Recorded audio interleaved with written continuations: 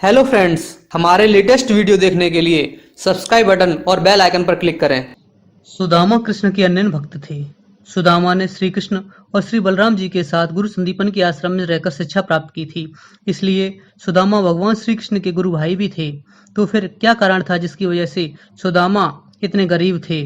बताया जाता है सुदामा ने गुरु माँ द्वारा दिए गए चनों में से बलराम और भगवान श्री कृष्ण के भाग के चने छुपाकर खा लिए थे और फिर भगवान श्री कृष्ण के पूछने पर उनसे झूठ बोल दिया था।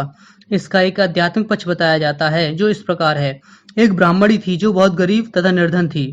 भिक्षा मांगकर जीवन यापन करती थी। एक समय ऐसा आया उसे 5 दिन तक भिक्षा नहीं मिली। उसे सिर्फ पानी पीकर गुजारा करना पड़ा। वो सिर्फ भगवान का नाम लेकर सो जाती थी। 6वें दिन उसे 2 मुट्ठी चने मिले। कुटिया पर पहुंचते पहुंचते रात हो गई। उसने सोचा अभी चने नहीं खाऊंगी, सुबह वासुदेव को भोग लगाकर खाऊंगी।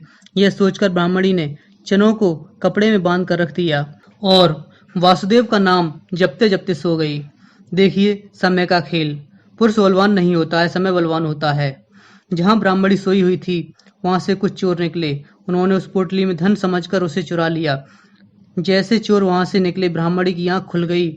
उसने देखा कि उसकी पोटली नहीं है। उसने शोर मचाना शुरू कर दिया। उसका शोर सुनकर चोर डरकर संदीपन मुनि के आश्रम में छिप गए। जब चोर छिपे हुए थे तभी रात के अंधेरे में चनों की पोटली आश्रम में गिर गई। जब ब्राह्मणी ने जाना उसके चने चोर ले गए तो उसने श्राप दिया कि जो भी इन चनों को खाएगा वो दरिद्र हो जाएगा।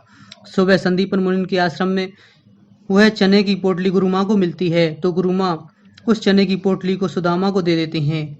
जब वो कृष्ण और बलराम के साथ जंगल में लकड़ी लेने जा रहे होते हैं। बताया जाता है सुदामा ब्रह्मज्ञानी थे। जैसे ही चने सुदामा को मिले वो चनों का रहस्य जान गए। गुरु माँ ने कहा था चने आपस में बांट कर खा लेना। सुदामा ने सोचा अगर ये चने भगवान ने खा लिए तो सारी सृष्टि ही दरिद्र हो जाएगी। सुदामा ने सोचा मेरे रहते मेरे प्रभु दरिद्र हो जाएं, मैं ऐसा होने नहीं दूंगा।